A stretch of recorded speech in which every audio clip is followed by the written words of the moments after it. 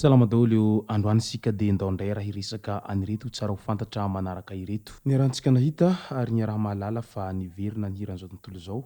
ny mpanakanto Arna izay tena miverina amin'ny lazany tanteraka amin'izao fotoana izao ary mazava ho azy moa izany fa niala ao anatiny ilay hira evangelika izay nataony teo aloha izany ny tenany raha vantany vao niova fohy izy taorian'ny fisarahany izy sy ny mpanakanto BGMJ dia inhitantsika iny fa niditra tamin'ny sehatra evangelika izany mpanakanto Arna izany. Ka manoloana an'izay fiverenany amin'ny sehatry ny hiran'izao tontolo izao izay dia maro sahady ireo izay mpivavaka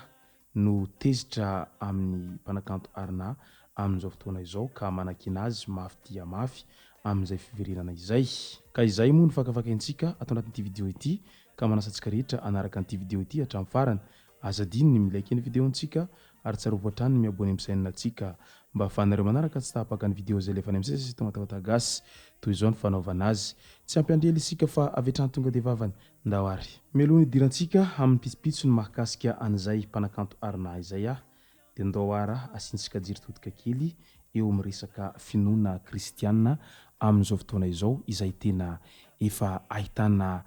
trangan-javatra hafahafa moa izay miseho amin'izany resaka finoana kristianina izany indrindra fa ho an'ny Madagasikara manokana no asiantsika resaka. Raisitsika ohatra zao ny apôstôly tsaratsara izay tena fantatry ny be sy ny maro moa izany fisiany apôstôly tsaratsara izany ary tena malaza moa izany apôstôly tsaratsara izany manerana ny Madagasikara amin'izao fotoana izao. Araky ny fantatra dia nihazo any Miandry Vazo ny apôstôly tsaratsara ny farany herinandro lasa teo iny mba handeha hiara hivavaka amin'ireo izay mpino ao anatin'izay fiangonana tsaratsara izay fiangonana noforonin'ny ity apôstôly tsaratsara ity moa izay fiangonana izay. Nandeha nitoriteny toy ny mahazatra, nandeha nivavaka isan-karazany fa nanaitra ny maro dia nahita an'ilay apôstôly tsaratsara izay tena nasandatry ny ireo izay mpino ao anatin'izay fiangonana tsaratsara izay tany Miandry Vazo tany fa tahaka anirony mpanjaka irony sady ny lolohavina no mbola norokorohana ihany koa ny kiraro izay nanaovany izany apôstôly tsaratsara izany. Tena nanaitra ny maro sady nahagaga raha vantany vao nahitany izany ary tsy vitsy amin'ny malagasy no tena nitsikira mafy an'izany fihetsika izay nataon'ireo mpino any apôstôly tsaratsara tany Miandry Vazo izay.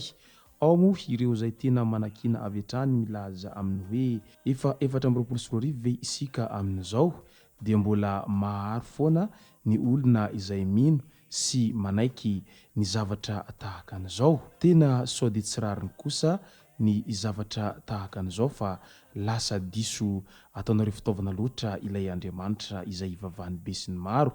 hany ka lasa tafanaonao foana ny kabetsahany ireo mpino indrindra fa ireo mpino amina fiangonana izay zandriny taty aoriana amin'izay fihetsika ataon'izy ireo izay. Nandritra an'izay fibatabatana any apôstôly tsaratsara izay moa dia nilaza ireo izay mpino raha nanentana tamin'izany fotoana izany fa tena mpanjaka i apôstôly tsaratsara fa tsy hoe vao nasandatra ho mpanjaka fa tena mpanjaka mihitsiny raha ny fahitany ireo izay mpino ao anatin'izay fiangonana tsaratsara izay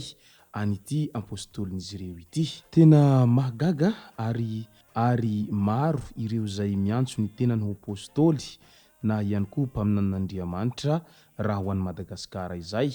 raha tsy ilaza afa-tsy ny tahaka ny apôstôly Marta Tandraza ihany koa isika ilay apôstôly sady mpanao politika mafana fo avy any Bekilendro ihany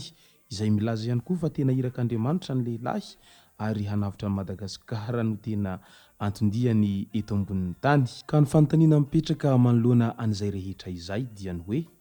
tena apôstôly tokoa ve ireto olona izay nasandratra ho apôstôly ireto sa noho ny te halaza na ihany koa noho ny te handeha misaina an'ireo vahoaka izay mipino an'Andriamanitra dia milaza fa apôstôly izy ireo sa inona ny tena marina ao ambadika an'ity resaka fitononana apôstôly lava izay matetika heno sy ny fitononana ny tenan'izy ireo ho mpaminan'Andriamanitra lava izao. Mbola ao anatin'izay finoana izay hatrany moa dia fantatsika tsara fa niverina ao anatin'ny hiran'izao tontolo izao ny mpanakanto Arna ary najanony aloha izany ilay hira evanjelika izay nampiova fo azy sy taorian'ny fisarahany tamin'ny mpanakanto Big MJ ary niova anarana ho Marina Lemary moa izy tamin'izay fotoana izay.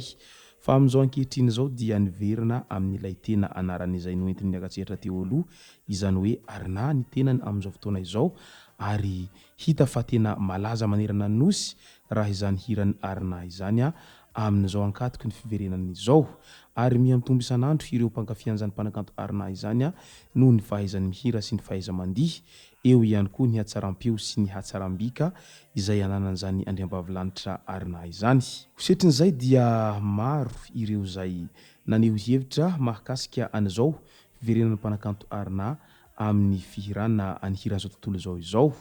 ary tsy vitsy amin'ireo izay mpivavaka moa tena tezitra mafy manoloana an'izany fiverenana izany. Tezitra amin'ny Arna daholo hoy ny mpivavaka hoy Kotilela Maitsoambo, nareo ny tokony hanokatra ny voamasonareo, maninona izy no ny ala tao?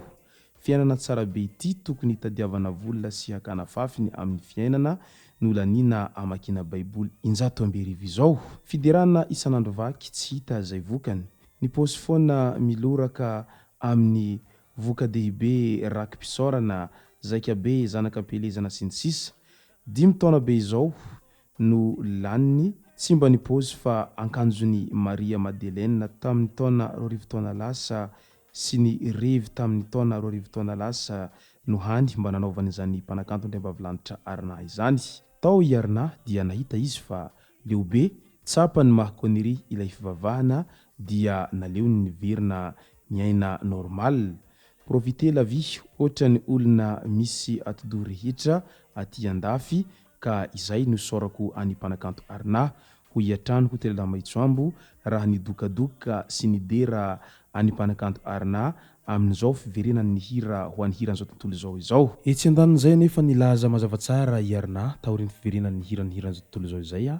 fa na dia mihiran'izao tontolo izao aza ny tenany dia tsy midika velively fa tsy mitodi-doha amin'Andriamanitra intsony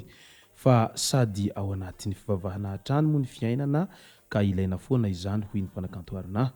Izay moa no masaka azona roso tao anatin'ity vidéo ity tomboko lahy sy tomboko vavy. Misaotra antsika rehetra nanaraka an'ity vidéo ity hatramin'ny farany. Azadiny ny milaiky ny vidéo antsika ary tsarovatra hatrany miabony amin'ny sainina antsika mba ahafahanareo manaraka tsy tapaka ny vidéo izay lefa any amin'ny sisy tonga gasy. Tomboko lahy sy tomboko vavy mankasitraka dia mirary soa.